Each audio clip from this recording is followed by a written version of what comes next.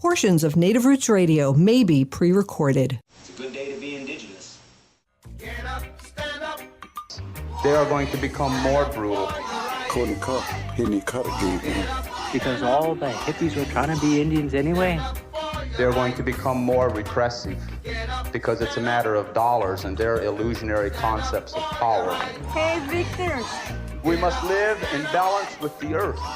And also with recent happenings at Wounded Knee. I am awake. Welcome to Native Roots Radio presents I'm Awake, and I'm your host, Wakanja Hade.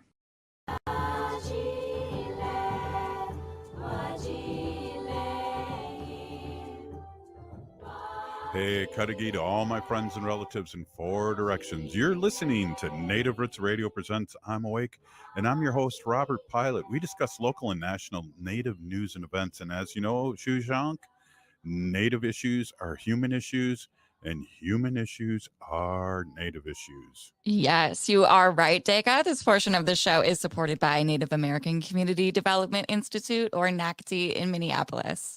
Right on. And today's Thursday, so we have Robert Lilligren with us, the CEO of Native American Community Development Institute here in the Twin Cities, Minneapolis. And before we get to Robert, and I'm glad he's on, he can help us. We're going to be listening to the governor of the great state of Wisconsin here in just a second. There we go. My phone fell asleep, so I'm sorry about that. Here we go. It's the governor of Wisconsin, Governor Tony Evers. Hey, our Native Roots Radio. Governor Tony Evers here with my weekly update. And I have great news for working families across our state. I was excited this week to sign bipartisan legislation to expand our state's child and dependent care tax credit and reduce the burden on families struggling with the high cost of child care. This will go a long way toward defraying yearly family expenses for child care, giving Wisconsinites some breathing room in their household budgets and making sure our kids have the early support and care they need. Simply put, the cost of child care in this state is too darn high. Making quality child care more affordable across Wisconsin is not just about doing what's best for our kids. It's also critical for keeping more folks and parents in our state's workforce too. So we're expanding the current law non-refundable child and dependent care tax credit from 50% of the federal credit to 100% of it. We're also increasing the maximum qualifying expenses that may be claimed for one child from $3,000 to $10,000, and for two or more kids from $6,000 to $20,000. That means more than 110,000 Wisconsin taxpayers will see an average benefit of $656 per filer, providing nearly $73 million in annual tax relief to folks across our state through the bill I signed this week. And that's great news, Wisconsin. But I also know there's more work to be done. We need urgent long-term investments to further reduce out-of-pocket child care costs for working families and ensure child care providers can keep their doors open so that we can maintain our current levels of workforce participation. And I'm ready to work with anyone from either side of the aisle to get this done. So let's get to work, folks. Thank you. Back to you, Robert, and Native Roots Radio. Wow. And let me bring on Robert Lilligren, Native American Community Development Institute here in the Twin Cities, Minneapolis. There's Democrats doing it again. I know Wisconsin is so fortunate to have a governor like Tony Evers, and really his willingness to take leadership on some of these hugely important progressive issues and what could be more important than children, right? Absolutely. And just before we get on with your report, I just was thinking that right during COVID and after COVID, there was no health care, and there's in places and businesses were shut down. And I know when Ogama worked with us, she could not find anybody up in the deep north. Right. Those geographic limits to access to healthcare are incredible. I was just reading, how many birthing centers and natal care facilities are closing in the rural areas here. It's just, I don't know what folks who live out in the rural areas do for healthcare. If you have to drive an hour to a hospital where you can give birth, I mean, that can be significant things can happen in that hour. Absolutely. And then me being an old person, I want to live as close to the hospital as I can. Here. I hear you've been checking out real estate listings across the street from hospitals. Yeah, there you go. I just put up a side by side and Right. stay there when I eat unhealthy. So just in case, but that's a whole nother show. Hey, Robert, what's happening? Can we talk a little bit before we get on what's great things that are happening on the Avenue? We just had our Super Tuesday. Yeah. And what are your thoughts about what happened here in Minnesota, especially? Well, it's interesting. I'm still kind of parsing through numbers here in Minnesota, numbers nationally. Of course, what I'm interested in, and I think most people are the November elections. Mm-hmm. And what did we learn on Super Tuesday that might inform how we can make sure we perform well in November? And I'm not quite there. It's, a couple of things that I've noticed. One is that how much higher the Republican primary turnout was than the Democratic, and that seems consistent pretty much across the country.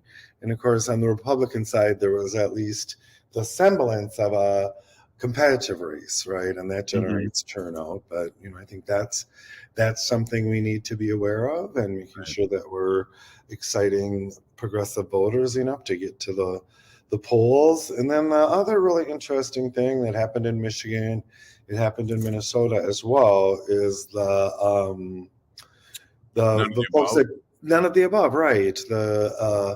And the incredible organizing that went around that, people protesting mostly Biden's position on Israel and Gaza. And I think it's a very sophisticated protest vote, right? Yeah. It's not saying we're not going to vote for you.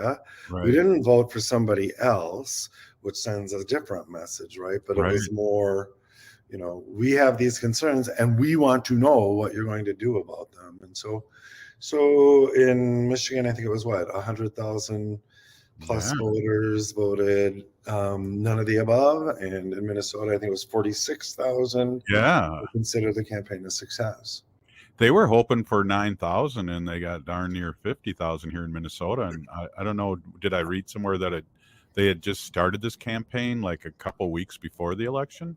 Yep, I think it was really kind of sparked by what happened in Michigan. And I was looking at the map just this morning, and again, I haven't spent as much time as I've wanted to on the Super Tuesday primary results, but of course the metro area is the base of the somebody else vote campaign, but it's really scattered. I'll tell you, Robert. I mean, it's throughout the state. There are precincts and others that voted that way, and so that's going to be interesting.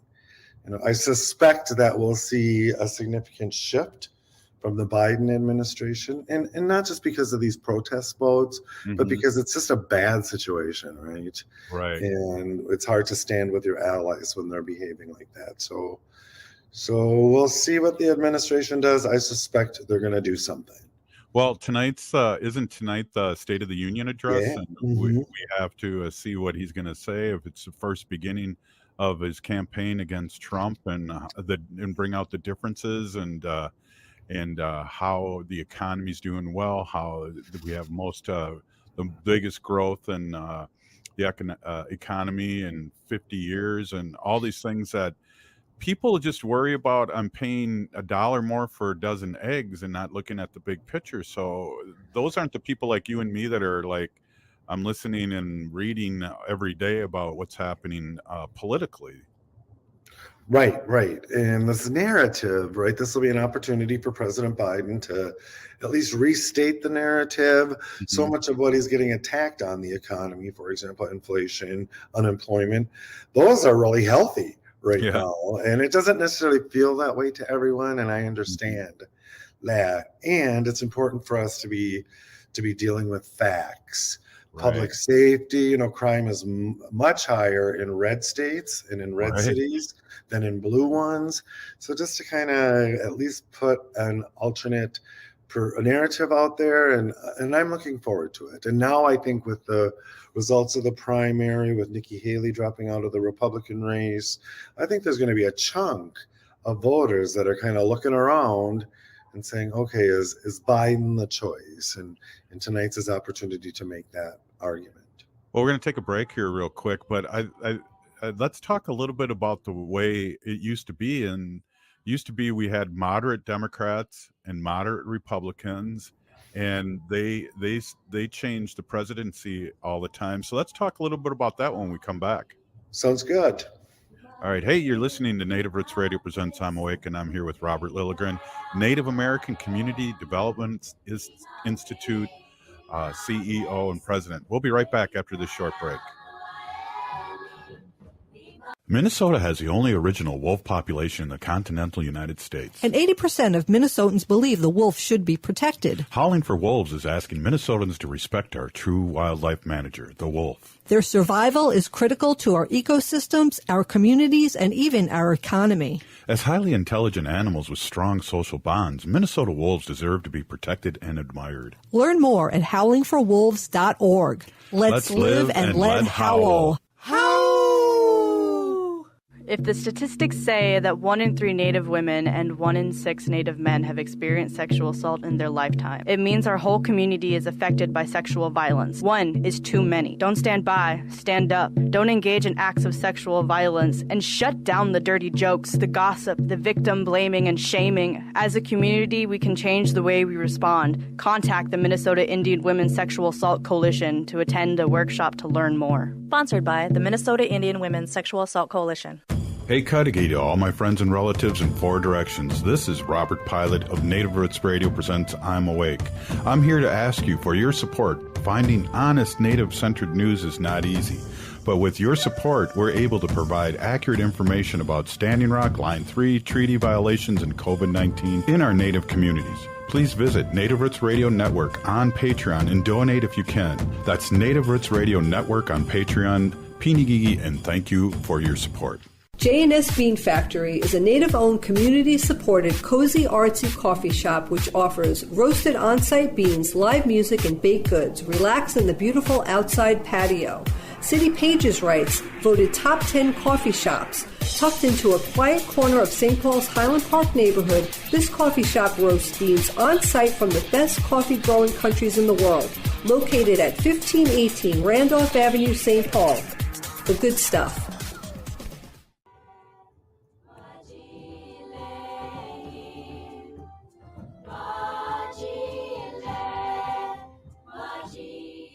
Hey, welcome back to Native Roots Radio Presents I'm Awake, and I am your host, Robert Pilot.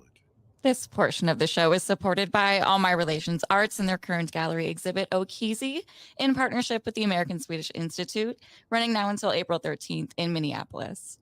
Right on. Hey, we're here with Robert Lilligren, and he's the CEO of Native American Community Development Institute here in the Twin Cities in Minneapolis, right down the Native corridor down in Minneapolis. Hey, Robert, I got a quick question before we go on. We had a guest on that did some short stories, and we put up a picture of the corridor up that somebody drew. Who drew that? That's on your website.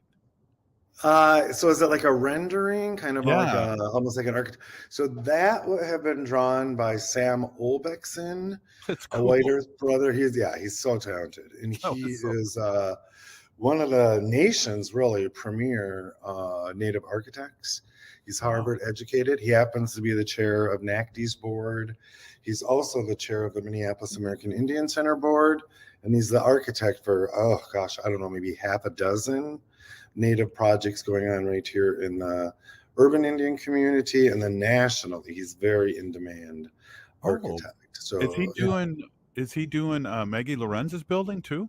Yes. Okay, I've met him. Okay, yeah, cool. Yeah. Wow. That's Walk on Teepee, which is an incredible reclaiming of some sacred Dakota space along the Mississippi River in St. Paul. Absolutely. You know, it's really great, Robert. I just got to say this.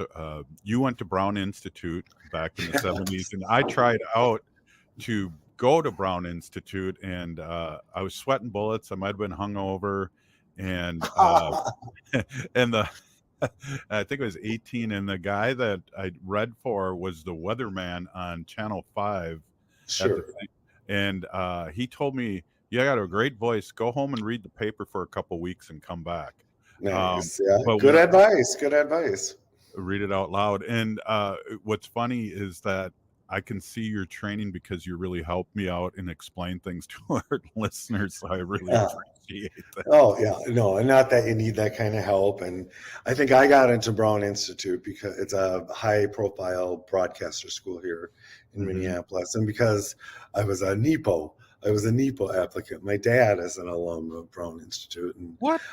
Yeah. Oh yeah. I thought you knew that. And he was very high profile. He was a huge success story of their program. So.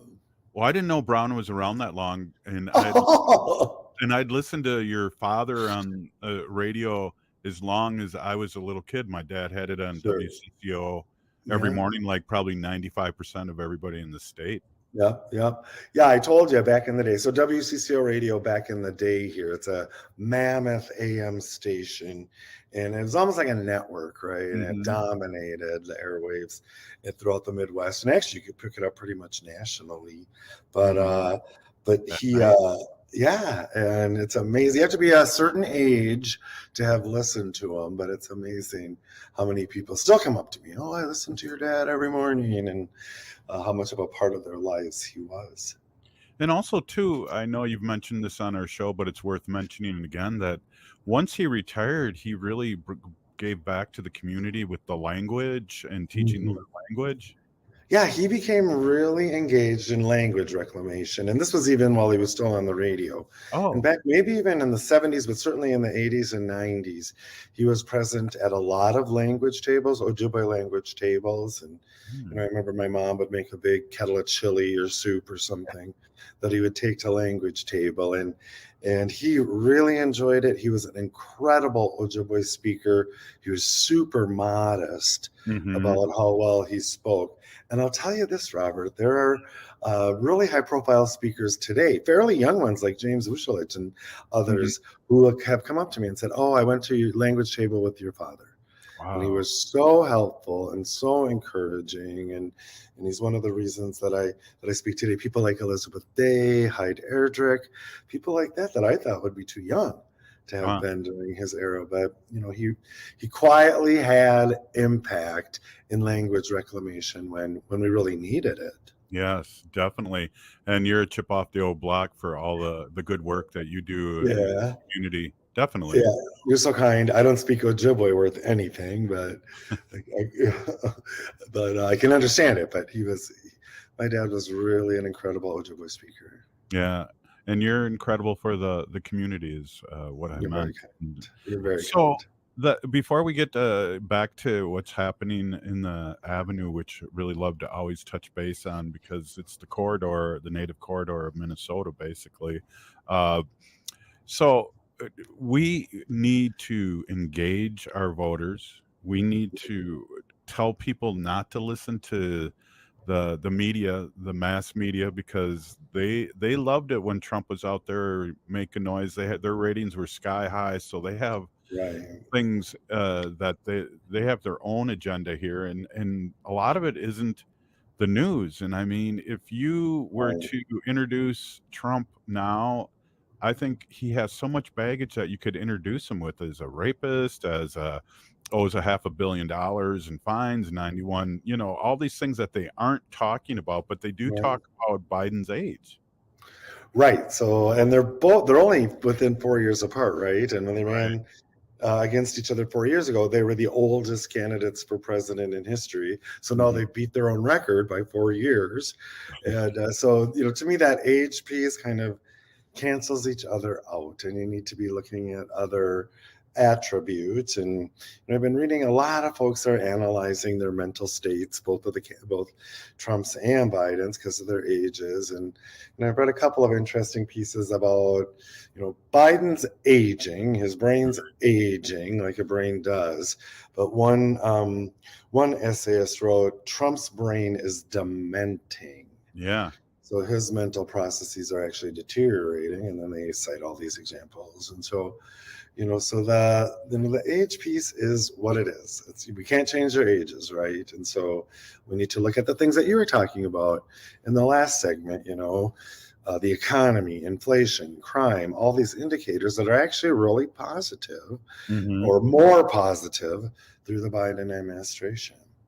Well, and I got to say this too, Robert. This has been brought up on, I wish I would have came up with this, but this has been brought up on our show before. And that's when you're a Native American specifically, who do you go talk to? You go talk to an elder and somebody with all this knowledge. Right. And you don't discount them like they are in the press.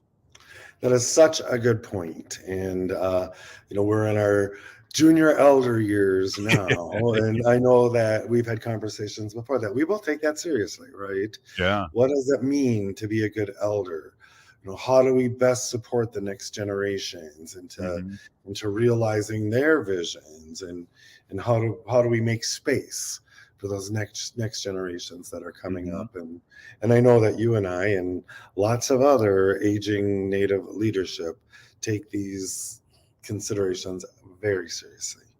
Right. And, we don't judge our elders or our lead elders that they're slowed down or anything. We appreciate that they pause and think deeply about responses as the president does. Right.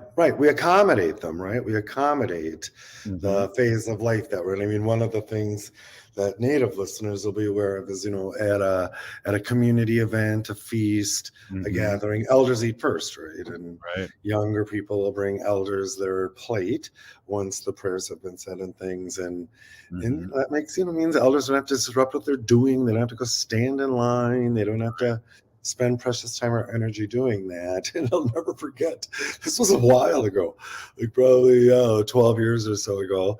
I was still on Minneapolis City Council at the time. And I was at a big community feast at the Indian Center here. And I was sitting there talking to someone, and the feast was served. And of course, I just keep talking. I'm connecting with people. And all of a sudden, a young person comes up and sets a plate of food down in front of me. That was the first time that had happened. I'm like, we're at this point now. Well, when you're 55, you can get a discount at Goodwill. So I was like, yeah, I had to stop dyeing my goatee so people would think I was elder.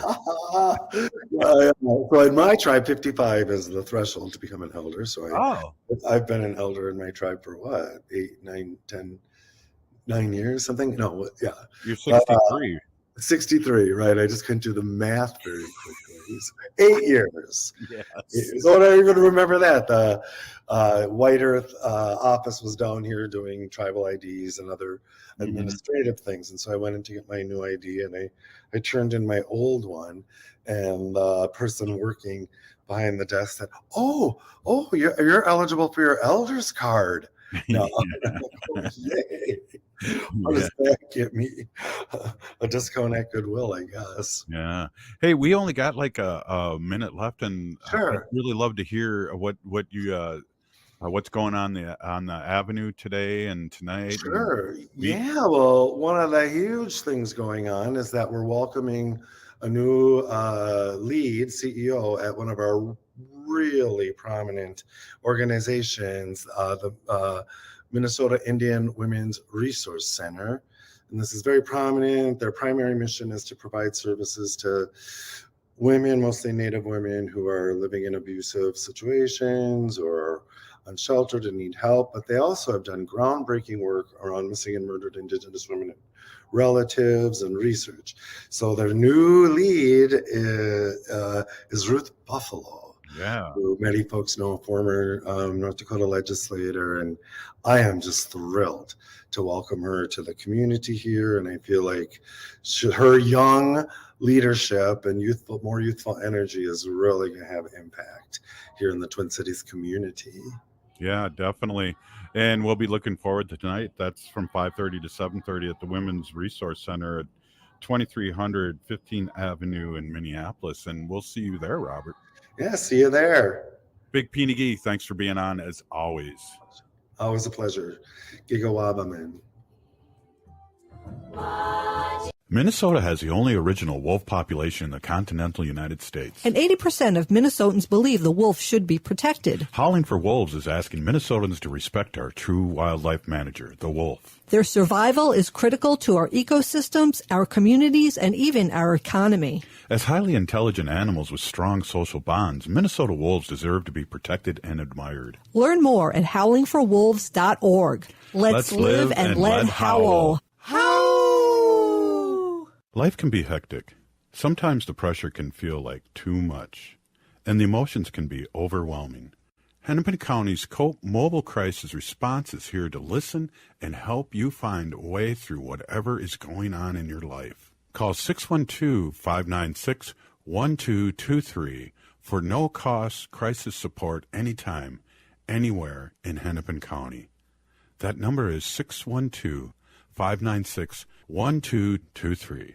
If the statistics say that 1 in 3 Native women and 1 in 6 Native men have experienced sexual assault in their lifetime, it means our whole community is affected by sexual violence. 1 is too many. Don't stand by, stand up. Don't engage in acts of sexual violence, and shut down the dirty jokes, the gossip, the victim blaming and shaming. As a community, we can change the way we respond. Contact the Minnesota Indian Women's Sexual Assault Coalition to attend a workshop to learn more. Sponsored by the Minnesota Indian Women's Sexual Assault Coalition. The city of Minneapolis is now on Native Roots Radio with Minneapolis AIR. AIR stands for American Indian Relations. Guest host Christine McDonald talks to people about important things affecting the city's Native communities. Minneapolis AIR dives into topics like public safety, public health, elections, and so much more. Tune in to Minneapolis AIR on Native Roots Radio from 5 to 6 p.m. on the second Wednesday of every month, right here on AM 950. Hey, Cudahy to all my friends and relatives in 4 directions. This is Robert Pilot of Native Roots Radio presents I'm Awake.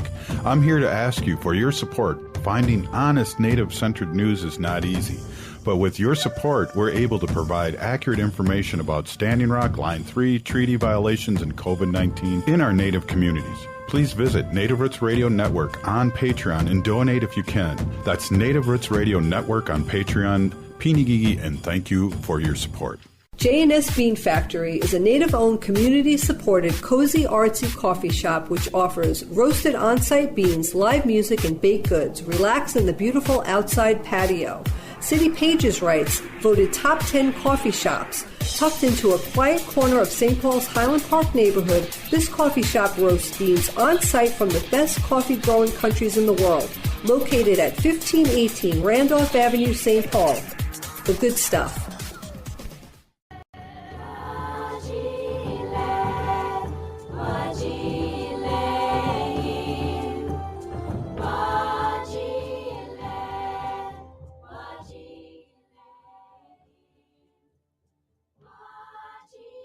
Welcome back to Native Roots Radio presents I'm Awake, and I'm your host, Robert Pilot.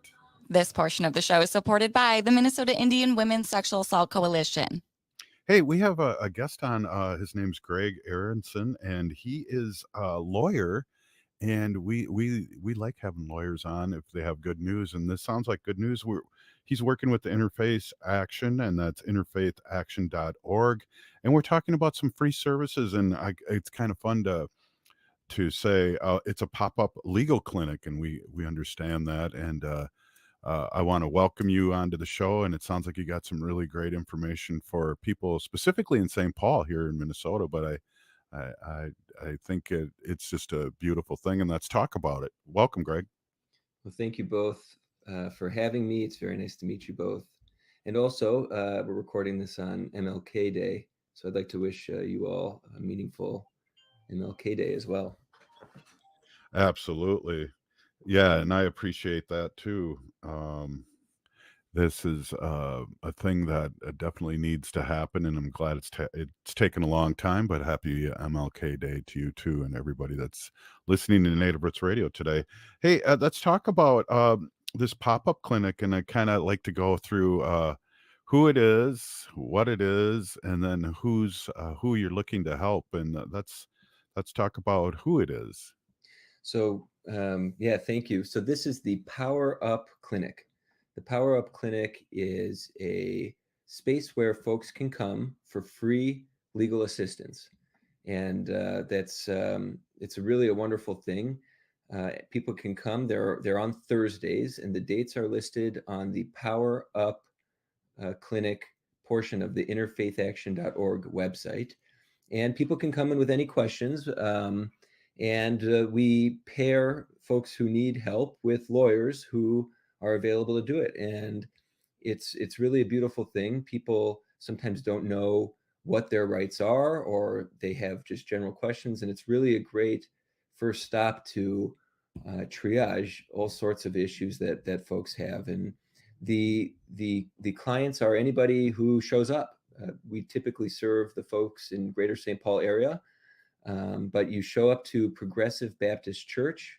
That's on Burns Avenue in St. Paul. It's really wonderful church. Good people there, and we have a representative there from the Southern Minnesota Regional Legal Services, SMRLS, SMRLS, and you do an intake, and then if we can help you, then we pair you up with an attorney who's on volunteering that day, and it's a free one-time legal services conversation, and hopefully we can help you work on the legal issue or help you find the resources you need and point you in the right direction.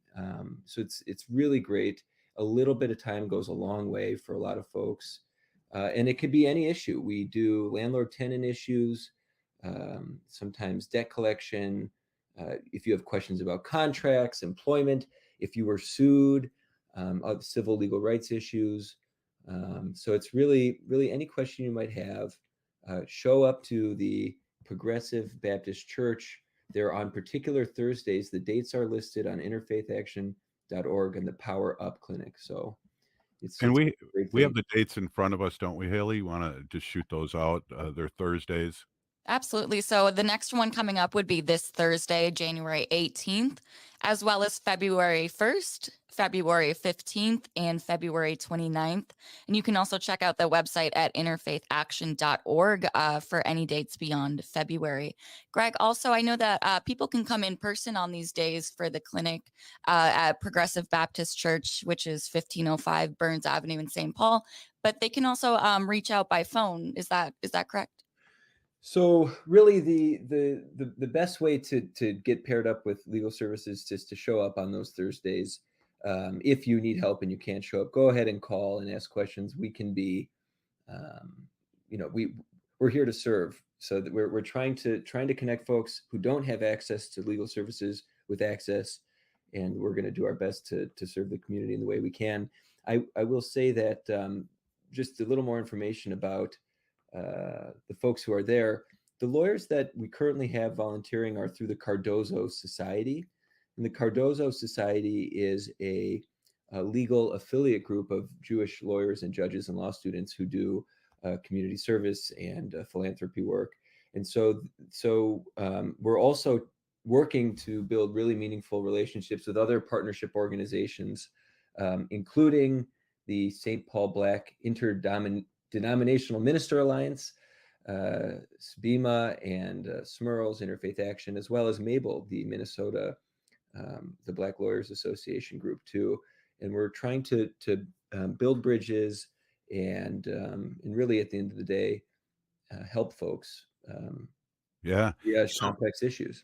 I really kind of zoomed in on you talked about, people have questions about maybe landlord and the tenant rights. I think that's a really important one, and I hope people key in on that. Also, I'm wondering, is there any help with like living wills or anything like that? Because I know, for instance, I really don't know what direction to go personally on that, and I want to leave some of it to Haley, but not all of it. Oh, wow. Thank you. Yeah. That's a great question, and we can triage just about any legal issue, and if we can't totally complete the work in a one-time free legal session, we can help you find the services to keep moving forward and give advice in that direction. A lot of times, people come in, they don't even know where to start. People don't even know what their rights are. They don't even know what questions to ask. So what we do at the first place is just listen, introduce ourselves, and people can share what they're thinking about, what they're dealing with, and we can spot legal issues that we're trained to spot and start to figure out, okay, let's formulate a plan to address whatever needs people might walk in the door with. And the other thing is this is a one-time clinic session, but we also sometimes refer things out. We, our attorneys in the Cardozo Society sometimes are able to take on a case pro bono, and Mhm. that real extended litigation work or legal work of any kind that someone, if they never attended the clinic, maybe they never would have gotten. And the other thing we can do is refer you out to other community organizations. There are a lot of good people in the Twin Cities community, in the St. Paul community, and across the state, working to serve the underserved in many ways. And sometimes finding the right person to help you is half the battle. Right. First, you got to get in conversation and in relationship with someone who knows what they're doing.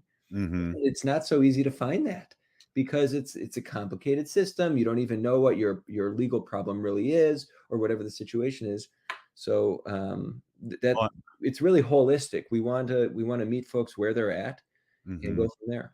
That's huge because I know the legalese is really confusing at times for people that aren't, including myself, hip to the legal system. But yeah, to me, it sounds like, not only if you're in crisis and need help, but it also sounds like just to maneuver, like I said, like a living will. I wouldn't know who to go to, and maybe you guys can, someone can help me in the process, and then also point me in the right direction. That would be really valuable for me. Yeah, exactly. And it's legal issues, and it's also sometimes non-legal issues. Someone will come in, and maybe they've been sued. Right. And if you don't know what the legal system, all of the intricacies, it can be confusing, but you only have a certain amount of time to respond. And if you don't, then you could potentially be in default on a legal action. So someone comes in, we can help them write an answer to a complaint. And that sometimes is very confusing. Sometimes people come in, they think they have a legal issue, and it's really more of a business issue. And we can help look at documents or contracts and help think about, okay, well, what's a reasonable path forward, interpret complex legalese and put it into plain language. So the message here, I'll just repeat it again. I can't repeat it enough. Come to the Progressive Baptist Church on the dates listed on interfaithaction.org. And it's the Power Up Clinic. So on interfaithaction.org, you can scroll down and it's under programs and click on Community Power Up, and the dates are listed there. And we have numerous attorneys who are excited to give back to the community and do this for free. Mhm. And there's no commitment on your end. All you do have to do is show up, and we'll have a conversation, and hopefully you leave better than you entered. And that's the goal, is we can elevate everybody, lift everyone up, and Yeah. forward together. No, that's awesome. And I don't know, Haley, do you got any address to add to it, and so we can get that out there? Because this is a really quick interview, but there's so much information here that people really. I'm excited to have you on here and talk to our listeners about this, because this is a game changer for a lot of people, because we get calls, from my other job. How can I get help? This is happening. They didn't do this. They didn't follow the contract. Just things that I'm clueless about, Haley. I know. Well, me too. And I think, this is an amazing resource for anyone who needs it. If you're having troubles with landlord, tenant, or property issues, divorce, or, issues in the family, parenting time, custody of, family or other family issues, debt collection, impounded cars, probate, employment. But I just want to remind everyone, so these free clinics through Interfaith and the Power Up Community Clinics they're available twice per month on Thursday afternoons. And there is a certain time to come in person. So you'll want to come to from 12:30 to 3 p.m. on the days of those clinics. And by phone, they recommend that you call right at 12:30 on those Thursdays. And the number for that is 651-222-5863. And again, interfaithaction.org too. Wow, Greg, this is something that we want to play over and over again in the best of, because this is huge, huge information, and we really appreciate you being on the show. Greg Aronson, and I said that thank you. correct. Oh, Absolutely. So let me just give you a very quick preview of what you yes. do. So you show up on the Thursday on the dates there, and then we have a wonderful person from SMERLS, that's the Southern Minnesota Regional Legal Services, and they'll be there, and you'll meet them, and they'll help triage your situation. And if we can help you, we will connect you with the attorneys who are volunteering that day, and we'll have a conversation. And it's a one-time conversation for free, and you can ask your questions, and we can point you in the right direction. So Perfect. Check it out. Perfect. Pina Gigi, thanks for being on, and thank you for giving back to the community in such a good way. Hey, this is Native Roots Radio presents I'm Awake, and we'll be right back after this short break. Signing up for $1 bus and train rides with the Transit Assistance Program, or TAP, is quick and easy. Do it straight from your computer or phone by uploading one of the pre-approved documents listed at metrotransit.org/TAP, along with a copy of your ID. We'll mail you a go-to card with a full year of discounted rides. For questions or translation help, call 612-373-3333. 612-373-3333. Life can be hard. Sometimes it feels like there's no answers, like there's no way out. Hennepin County's COPE Mobile Crisis Response is here to listen and help you find a way through whatever is going on in your life. Call 612-596-1223 for no-cost crisis support anytime, anywhere in Hennepin County. That number is 612-596-1223. All My Relations Arts presents Okizi. Okizi means to heal, and the exhibition highlights the healing power of cultural revitalization for Native communities. Okizi showcases prints, mixed media, textiles, beadwork, digital collage, and glass sculptures by Native American and Sami artists. It explores Indigenous communities' active healing efforts through language revitalization, land back movements, and embracing traditional knowledge. Visit All My Relations Arts to experience Okizi through April 13th. More information at allmyrelationsarts.org. The city of Minneapolis is now on Native Roots Radio with Minneapolis AIR. AIR stands for American Indian Relations. Guest host Christine McDonald talks to people about important things affecting the city's Native communities. Minneapolis AIR dives into topics like public safety, public health, elections, and so much more. Tune in to Minneapolis AIR on Native Roots Radio from 5 to 6 p.m. on the second Wednesday of every month, right here on AM 950.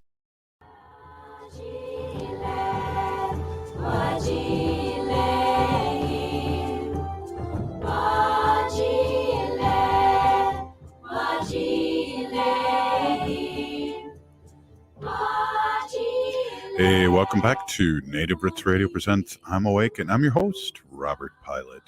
This portion of the show is supported by Howling for Wolves, protecting wolves for future generations. That was a good one, wasn't it? That was pretty great. All right, right on. Hey, so I'm here with Haley Cherry, the producer of Native Roots Radio, and also my Chujunk, my niece. And we're just going to wrap up the show here. It was a really good show. Robert Lilgren's always on fire. And let me tell you, it's great to get updates from our political friends across Turtle Island, like Tony Evers. And then this week we had the Kamala's husband on, which was just awesome. And we appreciate. And I just got a phone call too today, Haley, that they're setting up an interview with our I can't think of her name. Shoot, let's keep going. I'll figure it out here a second. But it's a national figure, and we talk about her all the time. And as a matter of fact, Sharice Davis? I have a picture of her right behind Deb me. Holland. Yes, thank you so much. Yeah. Wow, that's pretty cool.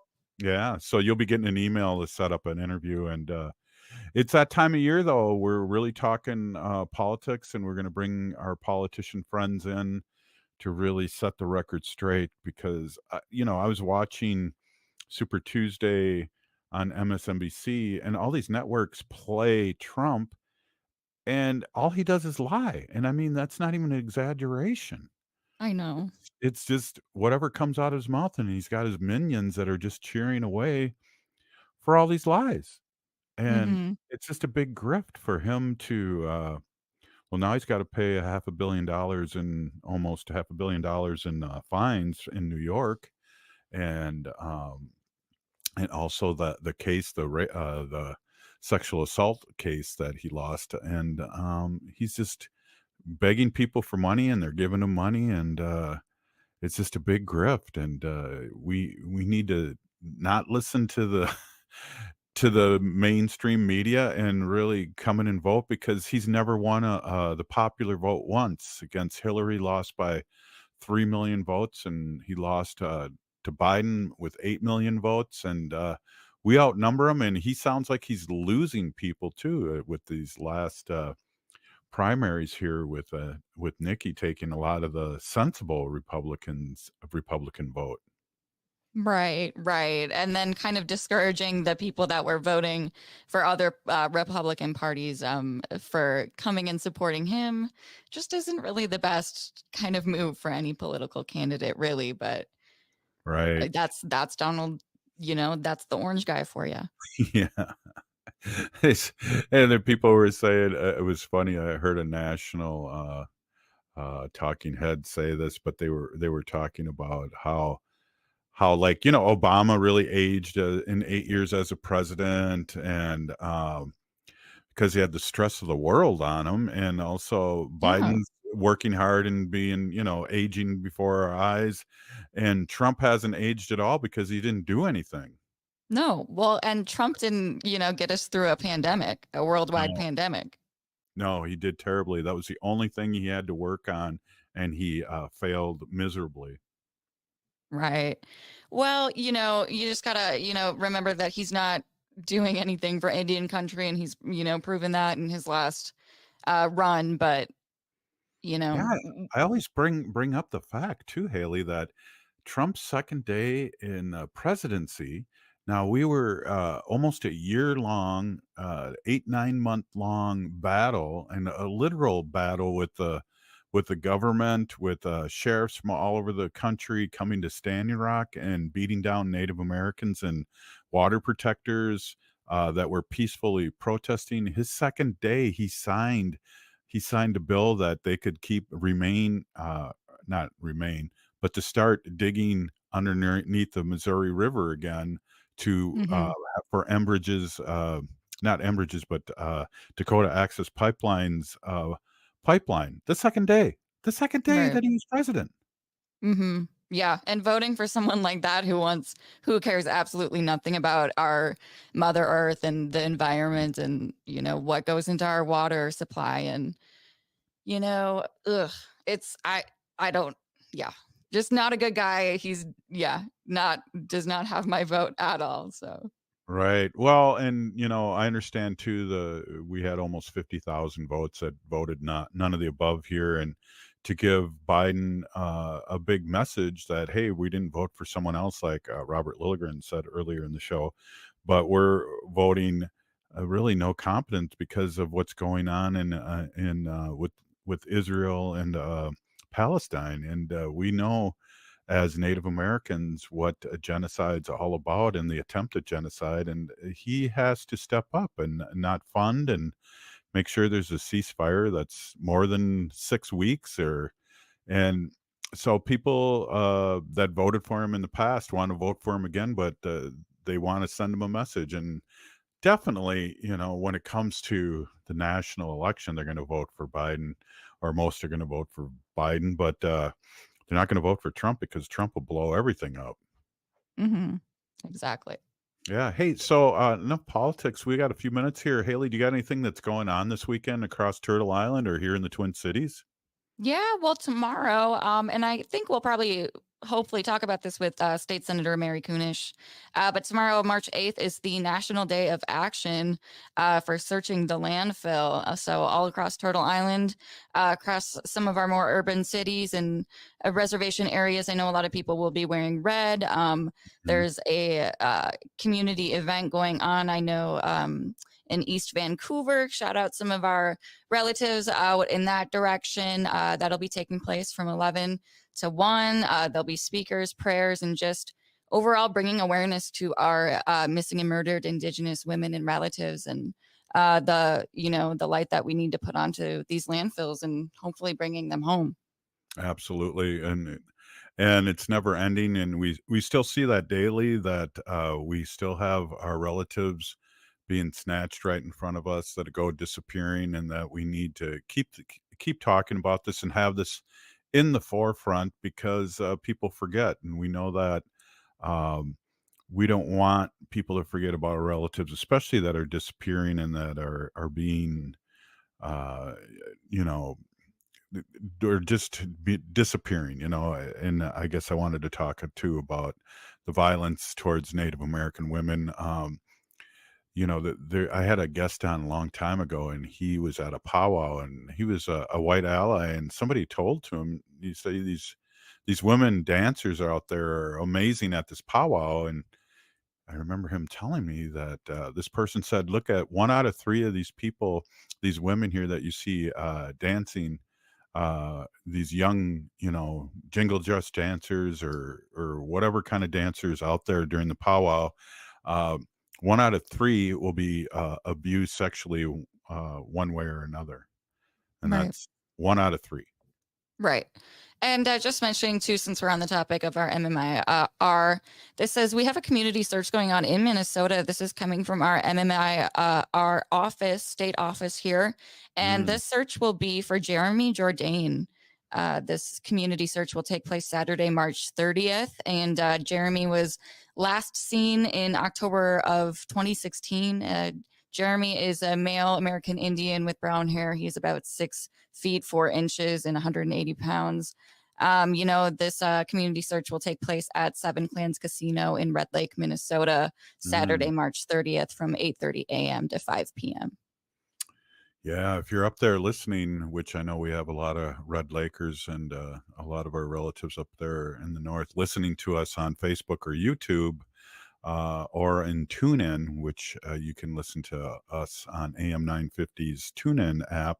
Just log in AM 950 and you can hear us live on your laptop or on your phone, or that's how I listen to the radio. But you can definitely listen and to us, and we support you up there. And I just want to say we support you, and thanks for bringing that up, Haley. Absolutely. All right. Hey, if you're listening to the show, you are part of the resistance. We're still here. We are the 7th generation. And free Leonard Peltier now.